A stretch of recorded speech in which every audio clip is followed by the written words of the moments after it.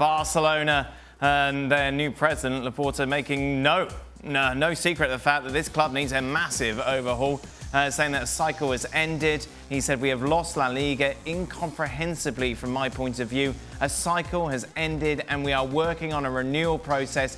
It's what I believe must be done." We know this, Sid. Obviously, that this isn't news to anybody, but I tell you what, it's one heck of a project to take on.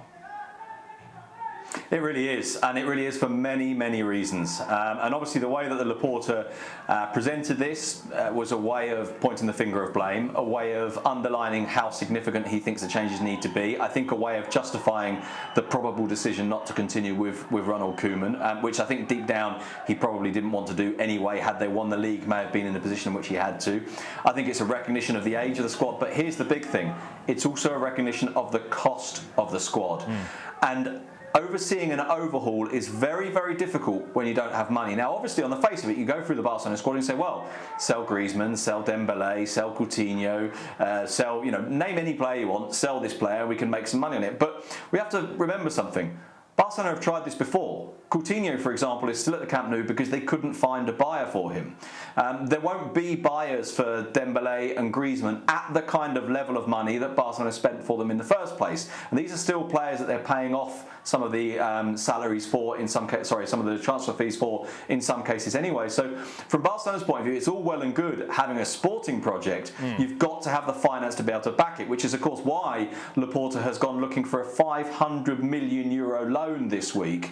And, that tells you, I think, the depth of the problems that they face.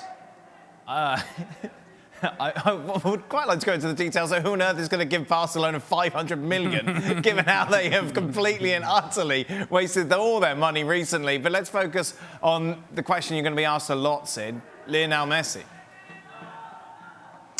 Well, I don't know the answer to this. I don't know for sure if Lionel Messi knows the answer to this. But there is due to be an interview published by the Argentinian newspaper Lowe at the weekend.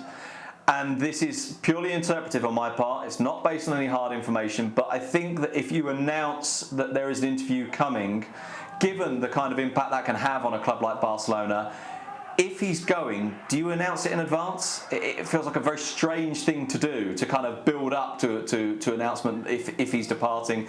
I feel like things have shifted a little bit since last year. I don't believe for a minute that he's entirely happy. I don't believe he's entirely convinced that Barcelona are going to be a great side again. But things have changed since last year. It's a different president. He's a year older. I think he turns 34 next month. So I don't know what happens, but I feel at the moment like I'm leaning towards him staying. That said, ask me in 2 days' time and may well give you a completely different answer. These stats are ridiculous, by the way. When you see them like that. 743 goals, 307 assists. Sid, there's been reports that him and Koeman have completely fallen out. We talked about who's going to be the new Real Madrid manager, who's going to be the new Barcelona coach. Well, of course, the man that everybody's talking about is Xavi Hernandez, but there are certain parallels with Raul there in that I think Xavi Hernandez would like to take over Barcelona at the right time. Now, it may well be that he reaches the conclusion that actually you have to take Barcelona while you can, but I think he would like to, looking at a new project, a new generation of players. And I must admit, I suspect that he would probably welcome the chance to take over a Barcelona without Messi, although I just wonder if there's a bit of him that's pulled to the idea of let me have a year with Leo at least.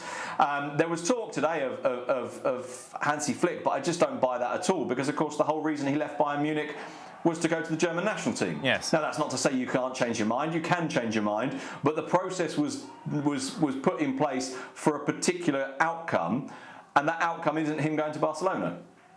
Two last points, both on Barcelona's striking situation, Sid. If Luis Suarez was still there, would Barca win the title? I don't know. And tongue-in-cheek, I did pose this question the other day, and I'd like to make it very clear that it was tongue-in-cheek because I think some people took it very, very seriously. No.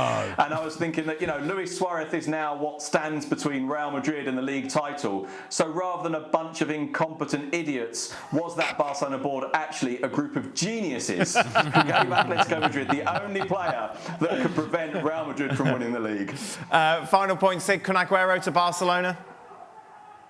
Yeah, it looks very much like it will happen. I don't know about you, but I can't help looking at this and thinking, while Kun Aguero is, of course, a brilliant player, while he's very close to Lionel Messi, we're talking about a new generation and a new project. Kun Aguero is 33.